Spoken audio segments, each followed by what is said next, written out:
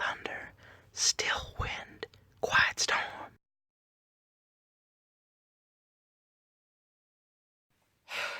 Today I'm talking about the period of time where I was the closest I ever got to rock bottom. This is pretty hard for me to talk about, even several months later, so bear with me, folks. 2015 began, and it was absolutely not a happy new year for me. To put it as simply as possible, I hated the very fact that I was alive. I hated my life and my existence so much that almost every night I'd grab the biggest knife in the kitchen and sit on the couch just screaming for Mom to kill me, because I honestly just couldn't handle the thought of living any longer. I won't give too many details about that. And if anyone is wondering, no, I didn't cut or anything like that. I never got to that point because I'm not a pain person. Pain was not a solution for me. It wasn't an option for a solution for me, which I suppose is a good thing. During this time, I couldn't even look into a mirror without thoughts of wanting to end my life, because that's just how much I hated myself. I was fat, I was ugly, I was abandoned, I was alone. My dad was dead and my mom had moved on. I'd visit my dad's grave every day without skipping a beat, partly because I felt I owed it to him, and partly because I felt guilty about hating him for most of my life and didn't gain an appreciation for the bipolar idiot until he was dead. My life was sliding around on thin ice, and anything at that time could have made me crack. I wish I could remember more details, or better yet, the order in which things actually happened. But at that time, I was determined to not be able to remember anything. My pop drinking hit its worst around that time. Every time I turned around, my pants were getting too tight again. It became painful just sitting at school all day with my outgrown jeans basically cutting me in half. I always talked to the same few people, one of whom stopped talking to me. I can't remember exactly when, but I was broken once again. One thing I do remember quite plainly is Martin Luther King Jr. Day 2015. I was out of school and knew I wanted to go on a long drive. In the end, I drove for 4 hours, I believe. This was also the day I hit my personal land speed record. Right across the Arkansas line on the straightaway headed south to Evansville, I pushed my car to its limit and topped out at 125 miles per hour. And in that moment, I didn't know if I wanted to stop or not. I had my out. I had my opportunity. Things just kept getting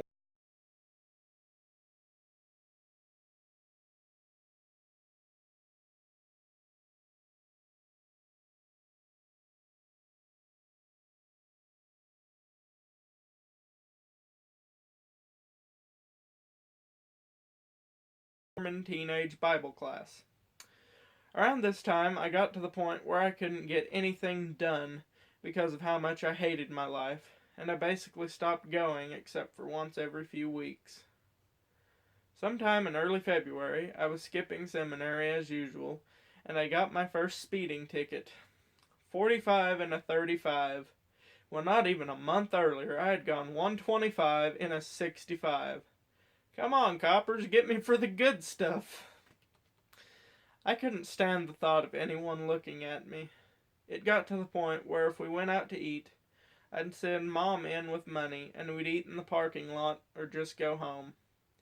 In my mind, everyone was disgusted with me and was out to get me. It sounds stupid, I'm sure, but I assure you it was very real. I also started getting a nervous tic, so to say. If I encountered something that my mind couldn't handle, I'd twitch my neck and throw my head to the side, kind of like that. And I still do that sometimes. If you ever see me do that, whatever you're doing, like if you're talking politely as I can say it, shut up. I don't do that very often anymore, thankfully. And I would do that, that is, if I didn't run away screaming.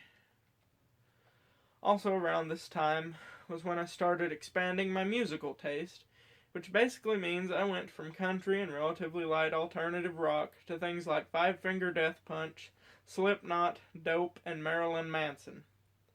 Say what you wish about the music, but I wouldn't be here right now if I hadn't found something that expressed the same amount of hate that I felt towards everything.